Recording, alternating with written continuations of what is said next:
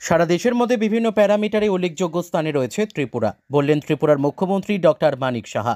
Agartala অরুন্ধতিনগরস্থিত state panchayat resource সেন্টারে দুদিনের পঞ্চায়েতি রাজ capacity building কার্যক্রমের উদ্বোধন করে ত্রিপুরার মুখ্যমন্ত্রী ডক্টর মানিক সাহা বললেন, সারা দেশের মধ্যে বিভিন্ন প্যারামিটারে উল্লেখযোগ্য স্থান অধিকার করে রেখেছে ত্রিপুরা।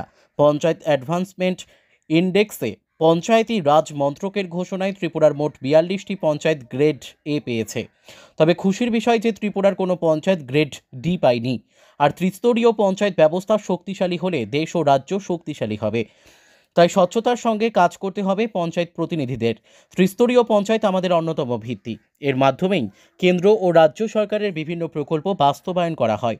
বিজেপি সরকার স্বচ্ছতাকে খুবই গুরুত্ব দিয়েছে। বিগত ৩৫ বছরের সিপিআইএম সরকারের রাজত্বে ত্রিস্তরীয় পঞ্চায়েতকে একটা রাজনৈতিক আখড়া বানানো হয়েছিল, কিন্তু সেই অবস্থা থেকে বেরিয়ে এসেছে বর্তমান সরকার।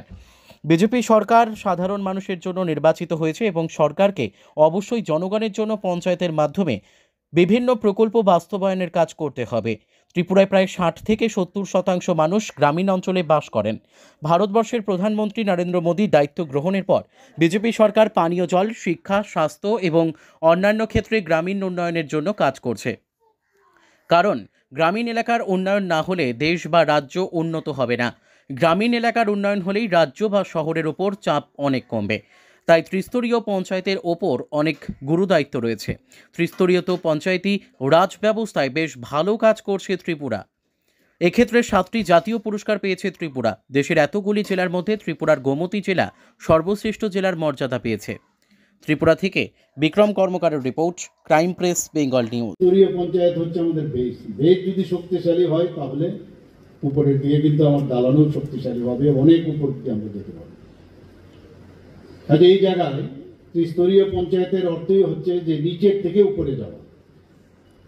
এরকম না যে আমাদের সরকার সেন্ট্রাল গভর্নমেন্ট থেকে, তারপরে আমাদের রাজ্য সরকার, তারপর ত্রিস্তরীয় পঞ্চায়েত, এরকমটা না।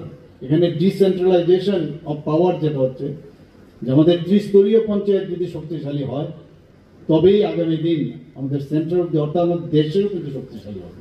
এটাই হচ্ছে আসল মূল উদ্দেশ্য।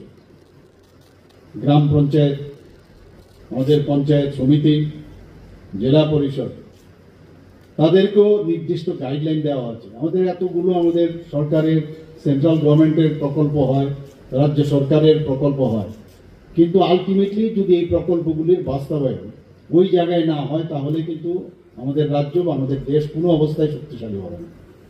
ট্রান্সপারেন্সির কথা বলা হচ্ছে, এখানে স্বচ্ছতার কথা বলা হচ্ছে। আমি আবার এখানে মাননীয় মন্ত্রী বাহাদুর বলেছেন, কিন্তু আবার বলবো, এর থেকে বড় শক্তি আপনার যে উইপন জীবনে বাঁচার জন্য, এর থেকে বড় শক্তি আর কিছু হতে পারে না, সেটা হচ্ছে ট্রান্সপারেন্সি। স্বচ্ছতার সাথে যদি আমরা কাজ করি, কারণ 35 বছরের রাজত্বে আমরা দেখেছি যে একটা আখড়া বানিয়েছিল, রাজনৈতিক আখড়া বানিয়েছিল এই ত্রিস্তরীয় পঞ্চায়েতে। সেখান থেকে আমরা বেরিয়ে এসেছি।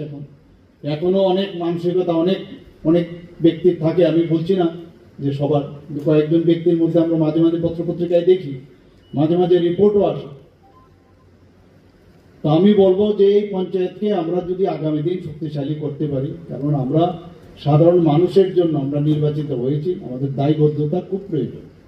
সেই দায়বদ্ধতার সাথে যে প্রকল্পগুলো আমরা দিচ্ছি, সেই প্রকল্পগুলো যেন বাস্তবায়ন হয়, সেই ব্যবস্থাটা আপনারা করবেন।